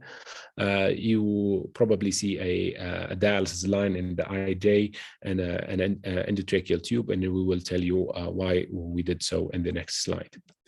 So the initial lab works, the hemoglobin was 10, the platelets was okay, all the hematological workup was okay. The pH was 7.3, the bicarb was 18.9, but we found that the patient was on bicarb infusion. And we don't know what was the concentration, the preparation for the bicarb infusion, but probably it's a highly concentrated bicarb infusion formula. The potassium was 7.3.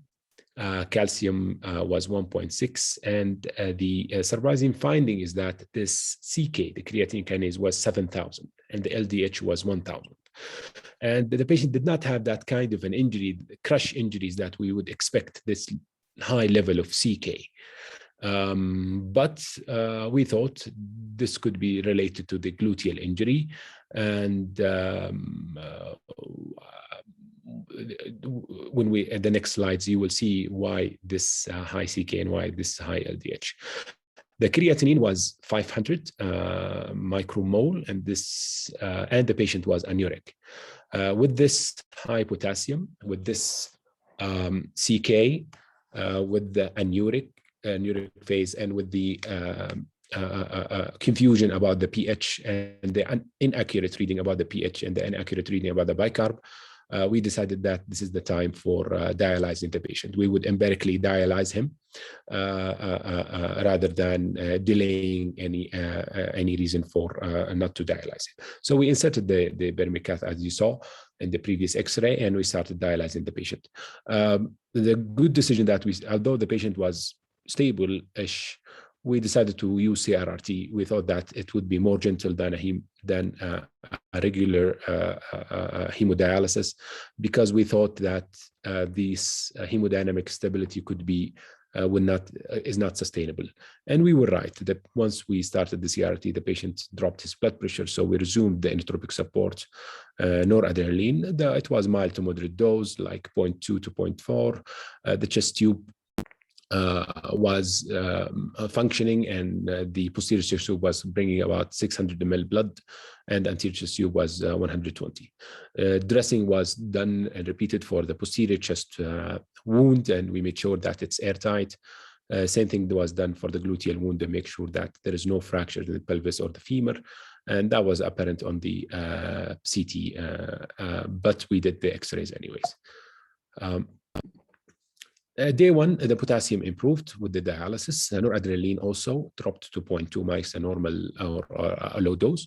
Sedation was stopped for assessment, so we can assess the neurological function of the patient, since the patient was significantly hypotensive in the index hospital. The patient was awake and he was obeying commands. The pH improved with CRRT. Patient was still on CRRT for that until that day. Patient was sedated. We started ceftriaxone for him. He received the tetanus already in the Dhahran Janoob. We started enoxaparin for him.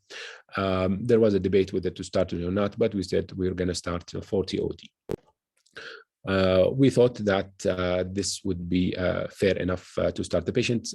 We forgot to mention that he's a very heavily built patient. He's weighing about 110 to 120 kg. A very large guy, so we thought that we would give him a 40. It would, even if the patient might have been not bleeding, the usual dose we give is 30 BID, but we decided we'll give 40 OD for this patient. In day 3, the inotropic support stopped and the feeding was resumed. That anterior chest tube was removed since there was no further output. And day 4, patient developed Klebsiella, KPC from the endotracheal tube, with a huge amount of secretions, with multiple collapse in the left lung. The NGT output was abnormally high, about 300 to 400 per day. The nurses reported that the patient was not tolerating properly feeding, although we're not giving high amount of feeding, because we just This is the first day of, or this is the second day of feeding. So we're giving about 30 to 40 ml. We're not shooting for a higher calorie requirement at this stage.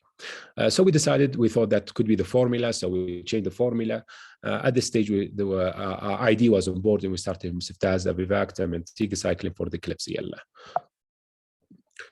So the day 6, the NGT output was 1,200. Associated with multiple lung collapse due to the heavy secretions. The patient started to be unstable, and he was requiring more inotropic support. The noradrenaline reached more than 0.6.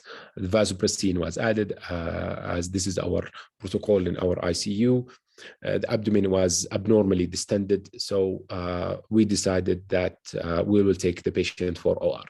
The patient was, in our point of view, was unfit to go to the CT scan, and we thought that this high NGT and with the abdominal distension is good enough signs to take the patient to OR. We were right. We took the patient at 7 p.m. on day 6. Before we started the OR, I thought that doing a bronchoalveolar lavage will be a good idea because of the heavy secretion, the multiple collapses that happened in the ICU. We did so, and luckily we drained a huge amount of secretion, purulent secretions from the lungs. Afterwards, we proceeded with our laparotomy. The laparotomy finding was about 90 to 1 meter jejunal, completely gangrenous ischemic bowel. There was no perforation in the bowel. There was no abdominal wall violation. So we thought that this most probably a non-occlusive bowel ischemia.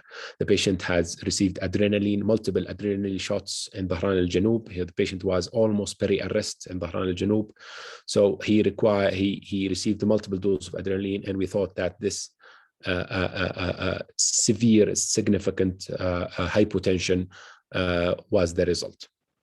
So we resected the patient, we resected the bowel of the patient, and unfortunately, once we are finishing the resection, the patient arrested. The closed chest CPR was initiated for 4 cycles without regaining any pulse. The rhythm all through was PEA. The blood gas was showing normal glucose level. The usual ACLS protocol was done, and nothing, the patient was not revivable. There was a decision to do a left anterior lateral thoracotomy as a resuscitative thoracotomy, and do open cardiac massage and defibrillation, open defibrillation. The moment was chaotic, and we decided to do so. Patient revived with internal defibrillation. Luckily, the cardiac OR was available, and we were able to use the internal paddles. Patient was revived, and bowel was stapled close, abdomen left open, and patient sent back to ICU. At day 7, noradrenaline was significantly much less. It seems that the patient was septic, and the focus of the sepsis has been controlled. The vasopressin was off. The patient had dramatic improvement the next day. CRRT was still going. Although the patient was starting to produce some urine, but we were in the opinion of keeping the CRRT to have more control over the patient's fluid balance. The abdomen was still open, obviously. The bowel was still closed, so the patient was still MPO. There was still significant secretion from the ATT. The urine output was improving. Same medication. On day 9, I will be skipping some days because, as you know, these patients will tend to stay longer in the ICU, and not every day has significant events. In day 9, we decided to take the patient for the second OR. We took him to OR. He was completely stable, off inotropic support completely. We started to mobilize the bowels in preparation for the anastomosis. Unfortunately, patient severely desaturated to 60%, probably due to the secretions from the Klebsiella, and the procedure was aborted, and we sent patient back to the ICU. Day 10, we learned from the previous mistake, and we repeated the bronchoalveolar lavage for a washout and a reculture. And luckily, that made our job much easier, and the anesthesia was much happier, and the patient was saturating on 60%, 50% of IO2. The bowel was severely edematous and severely distended because it was shut for about 48 hours. The bowel content was significant, and unfortunately, the NGT was blocked. So that made almost like a closed loop obstruction in the small bowel, but hopefully we drained the content of the bowel. We suctioned from the new NGT, and we suctioned from the distal part of the small bowel. And after 6 to 7 hours, we were able to close the abdomen. Due to technical challenges, due to the bowel distension and bowel edema. The peak pressure was 31 and the plateau was 29. We decided with the anesthesia and the ICU to paralyze the patient. The abdomen closure was not perfect. There was some tension, but we decided that it's the best option to close the abdomen as soon as possible. We paralyzed the patient. Heavy sedation. Patient was intubated and sedated and paralyzed. And at this stage, we thought that this is the proper time to plan for a tracheostomy as an early tracheostomy. We did so at day 14. Luckily, the patient pulled through the abdomen closure. The wounds was improving. The purulent discharge was getting less and less. The patient was being weaned from the ventilator. We started planning early rehabilitation with our physiotherapy. Obviously, at this stage, the patient was having severe neuromyopathy, ICU related. The dietitian was on board to optimize his protein intake, and the physiotherapy, we had a weekly meeting with them to start passive and moving on to inactive exercises. Delirium was, ICU delirium was a heavy complication that we had to deal with. Luckily, he had a very close family, and their family was, and the patient's affair in the hospital had a huge effort in helping us to engage, have more family engagement and pull the patient out of his heavy delirium. By day 20, as part of our protocol to do surveillance ultrasound every other week for all trauma patients who are staying in the ICU more than 7 days, for severely traumatizing patients who are not mobile yet. Although our protocol was focusing on the femoral veins and the axillary veins, luckily the technician did the right internal jugular vein, although it's not part of the protocol, but luckily she caught the thrombus, and we were able to up his enoxaparin to a therapeutic level, hopefully preventing this thrombus from getting bigger and showering and embolizing into his lungs. By day 40, the patient, I will be skipping through a complicated ICU course where we had the challenges of delirium and mobility and malnutrition and myopathy. Hopefully, alhamdulillah, we pulled through all that, and we shifted the patient to, by day 40, to the ward. Patient was weaned from the ventilator, obviously. Before that, wounds were healing. The tracheostomy was decannulated after swallowing assessment. He was starting to become mobile with assistance, and then we had to deal with another complication of PTSD, and the patient became addicted to narcotics, namely pethidine. The patient was on abexiban because of this clot. Definitely the most useful engagement that we had was his family and friends to pull him out of his addiction, and the nicotine patch was very useful, as he's a very heavy smoker before, and the nicotine patch really made a huge difference in this patient's management. Psychiatry, I put it at the last because honestly, with all due respect to our psychiatry, they didn't do much for us in managing this patient, although we were hoping that they would have a much help regarding the PTSD of the patient. But unfortunately, the patient was having very heavy nightmares and very drastic effects from the ICU length of stay.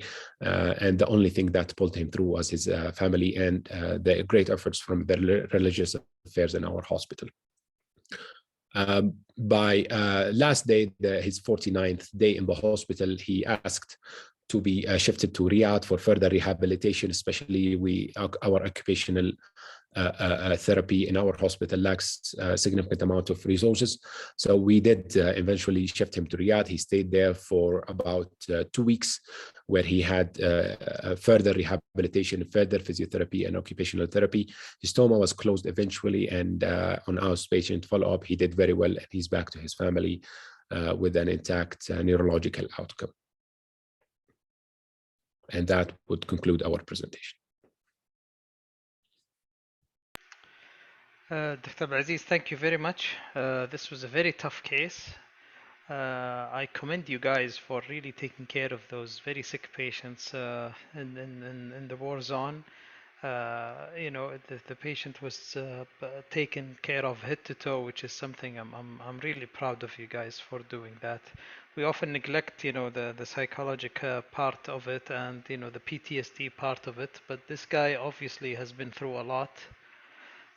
Maybe that can cause him some dependence on some medications to be able to cope with what has happened. But I really commend you guys for everything that was done. I would like to take the questions of our esteemed participants, if they have any, by raising hand. I would like to start by just asking you know, a short question, Dr. Abdelaziz. Would you have wanted anything to be done in this patient management maybe differently from the start? Anything that you felt could have made a difference in the management of such patient? You mean in our hospital or you know, as a general, you know, from the start of this patient's management, with the availability of anything, or you know, the anything in particular that you felt maybe having it was going to be useful, or I think one of the major difficult part is enforcing the idea of holistic approach for the trauma surgeons. Obviously, this case was one of my first cases, so the concept of trauma surgery was still new in my hospital, in the entire region actually. And the fact that we decide for dialysis, we do our own tracheostomies, we decide to leave the abdomen open, we decide to close it, we decide to give the patient fluid, we decide to DC the fluids, was something that we manage our own thoracic trauma. The thoracic surgery in our hospital is a very helpful friend of mine, and but the surgical department was not supportive for me as a trauma surgeon to manage thoracic injuries. So I think the most challenge that I have faced, and alhamdulillah we pulled through that, is the concept that trauma surgeons, we manage the patient from head to toe, and we manage the chest injuries, we manage the neck injuries, we manage the abdomen, we manage the pelvis. That is not something favorable to a lot of surgeons, but I would say that the concept is the most important thing, that I think that if it was there from the beginning, it would make my life easy. The nephrology also, I had so much conflicts with them. I think if the concept is there, I think the management of the case would be much more easier for me. Great, thank you, Dr. Aziz. Again, I'd like to congratulate you on the management of such patient. And I would like to ask Dr. Rozier to ask his question, please. تفضل Dr. Rozier. Assalamu alaikum wa rahmatullahi wa barakatuh. First, I would like to congratulate Dr. Abdelaziz and Dr. Sultan for this great save. This was definitely a difficult patient coming from the war zone. And I would like to congratulate Dr. Thamir Nuh, Dr. Ahmed Brekan, and Dr. Sharafuddin, and all the people who were involved in training these young trauma surgeons. These guys did not go to Canada, they did not go to United States, they were trained in Saudi Arabia, they were trained in Riyadh. Congratulations everyone. My question, so the patient was operated on in a non-trauma center, and you guys received him, would you, and I would like to ask the rest of the other trauma surgeons hearing this, would you have opened him again since he was opened by a non-trauma surgeon or by a general surgeon? Would you have, when you received him, or you probably have done the same? Thank you. He was managed by Dr. Sultan, who's a trauma surgeon in Dhahran al-Junub. Dr. Sultan is, I think Dr. Wazir, you missed that, but Dr. Sultan, he managed the patient initially. So I have nothing to add to Sultan. Even if a general surgeon was opening the patient, I would not open the patient. I think opening a patient just for double checking things, I think that's what CT scans are for. I don't know if my seniors agree with this or not.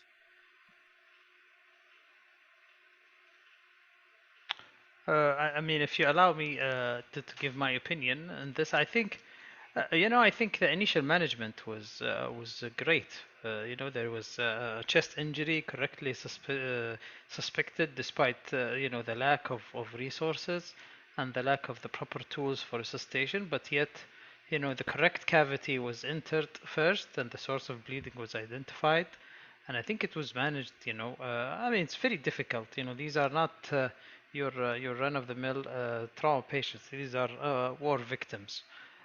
With I think they were hit with significant amount of force, gunshot, not just any general gunshot wound. It was obvious that it was like a blast injury, and I think it was managed very well. I mean, if anything, the patient's the complication was probably related to the fact that he had received a huge dose of shock, from the fact that he had multiple injuries, to the transfer that maybe the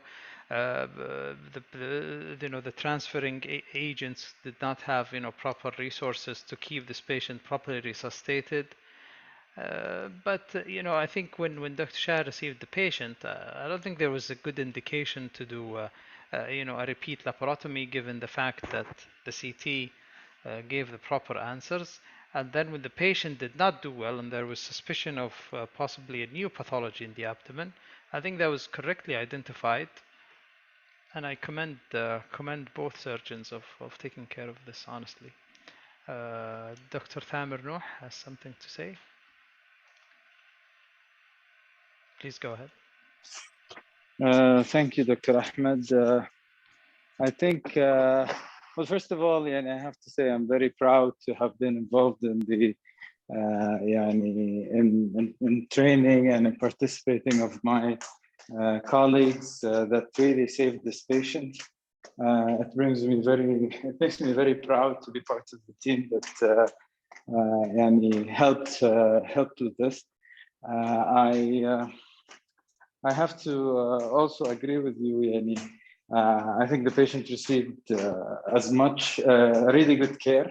I mean, it's very easy for us now to look back and try to think of what could have been done differently. And I think eventually this is how we get more experience, and this is how we learn from our practice. Probably none of us would have expected that this is an explosive bullet, or that it would cause such damage, but the team did a very good job, and I commend them for providing this much care. And Dr. Abdulaziz, if you need any support for us to come down and try to convince your general surgeons that this is the right way of moving forward in the specialty, where I'd be more than happy to do that. Don't worry, sir. انت تلاميذك طال عمرك. Don't worry, we'll carry it on.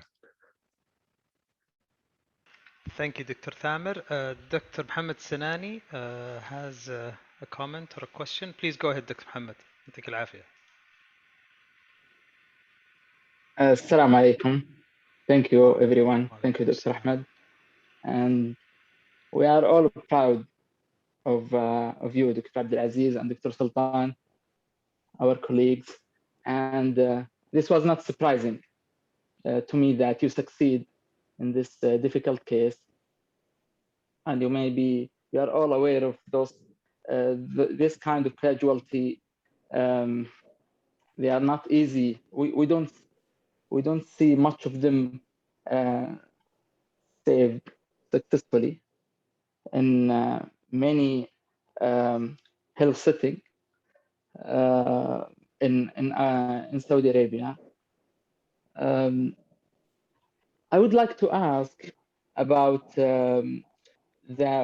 what does Dr. Abdulaziz think? Is it a high velocity projectile like AK? So because nothing is retained and the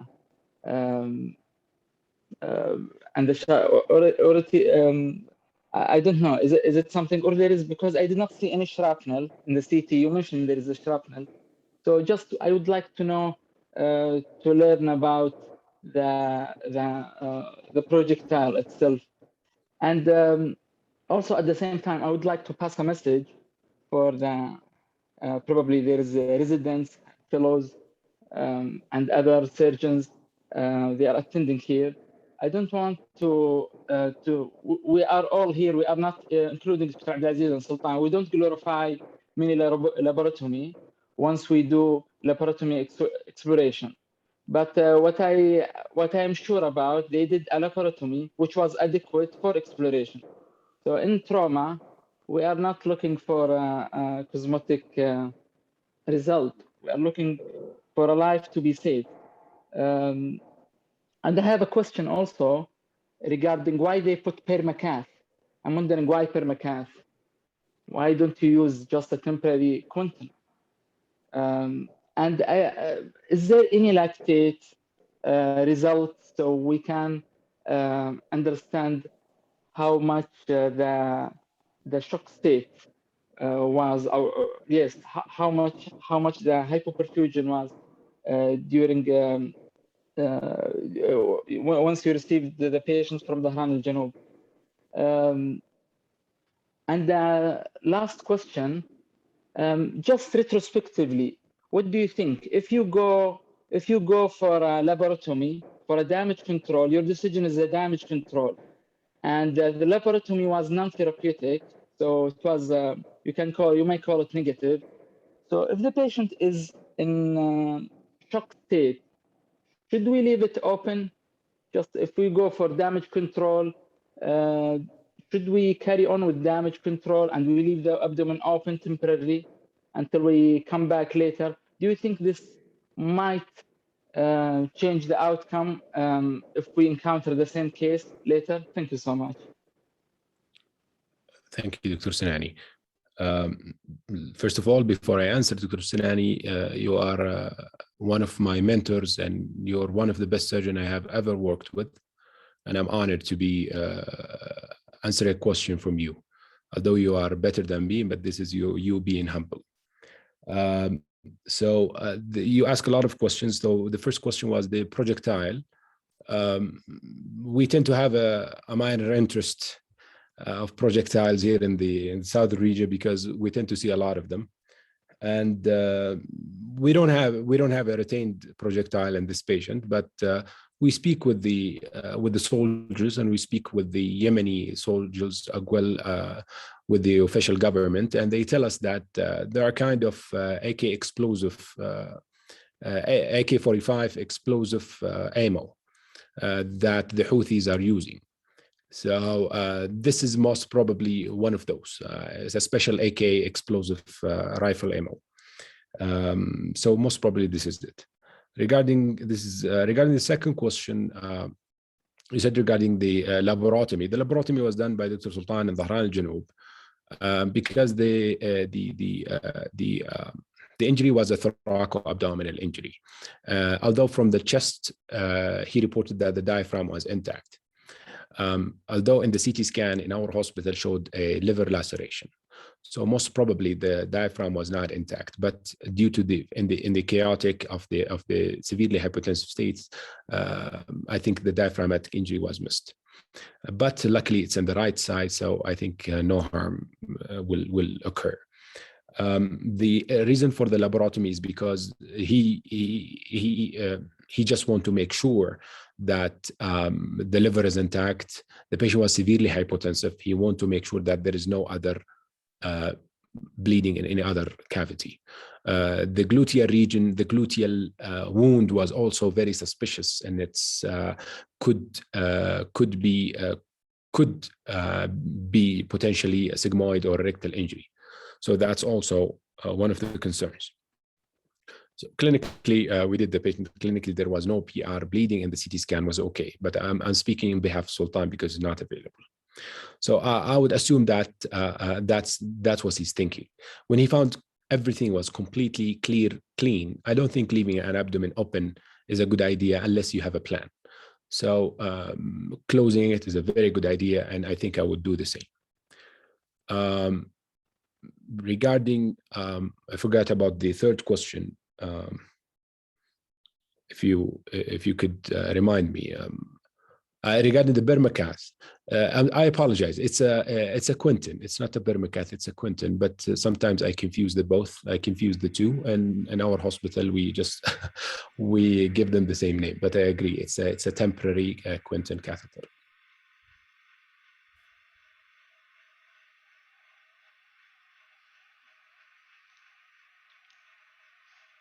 Excellent. Again, I would like to thank you guys. This was an amazing discussion. I commend you for taking care of such cases, and I'm sure you've taken care of other cases that are maybe more significant than this. And I بس أبغى أشد على يدكم يعني. It might feel sometimes disheartening or depressing that you are working maybe against the tide. But just remember, we have all been through this before, and I think we're here to stay. وإحنا يعني أصحاب صنعة. Our صنعة is not going away anytime soon. بالعكس and we were all here to help each other. And alhamdulillah, our numbers are growing and we're performing great things alhamdulillah in all the cities of Saudi Arabia بإذن الله. يمكن قبل لا نخلص بس because Dr. Sultan شكله he landed and he wants to maybe give us his final 2 cents. Dr. Sultan تفضل. السلام عليكم ورحمة الله. يعطيكم العافية. I missed part of the talk. Just I will comment in the type of polyp. Actually, it is not, to my understanding and according to what I saw, it is not explosive, but it is high caliber, high velocity. The wide exit wound because it hits the scapula and it is a very high velocity wound.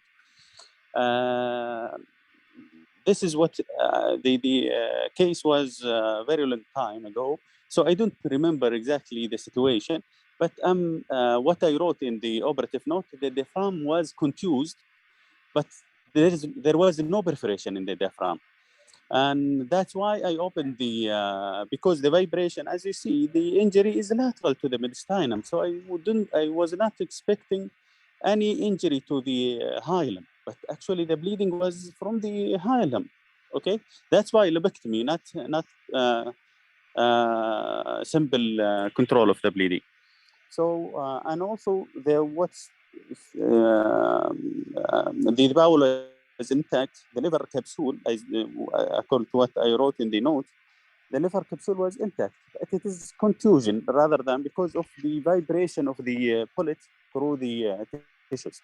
And it is well-known mechanism of injury for the high velocity polyps.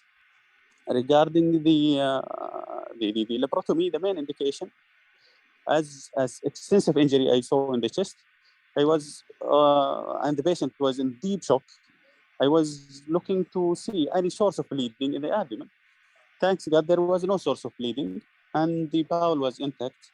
Strange enough that the patient developed bowel ischemia, and I'm sure Dr. Abdulaziz talked about it. 1 week later, if it is something early, or it is due to the direct injury to the bowel, I would see it in the OR, or it will show up earlier, and he will have fecal peritonitis, but it was ischemic segment. I don't know what's the situation. Is it because of the enterobes with in hypovolemic patient, or it is because of any other thing? I'm not sure, but alhamdulillah, the patient now is in a good condition. That's why I don't know what's the discussion. That's why I want to comment. يعطيك العافية دكتور سلطان. The discussion was what you mentioned. بالعكس احنا as we all agreed on, these are complex patients. I don't think their problem will be solved in one surgery or in one setting. You have to really adopt the holistic approach that Dr. Shah was talking about and follow your patient daily, because you never know what could happen.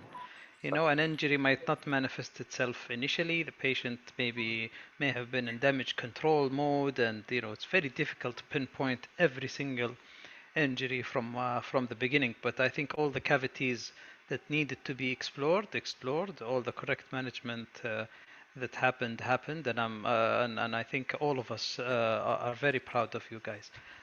Thank you very much. We very quickly hit 10 p.m. It was a very, very nice discussion. I'd like to thank all of our speakers. I'm really very proud of you guys. You have made our Sunday nights a very enjoyable one. I thank all the audience. It was a very interesting discussion. I'm very proud to be part of this group, really. And I hope to see you, inshallah, in next month's meeting. I promise, inshallah, we will have also some very interesting topics to follow suit. With that being said, good night, everyone, and thank you very much for coming.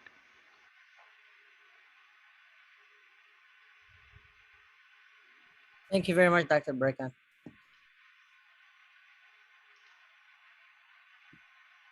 مع السلامة.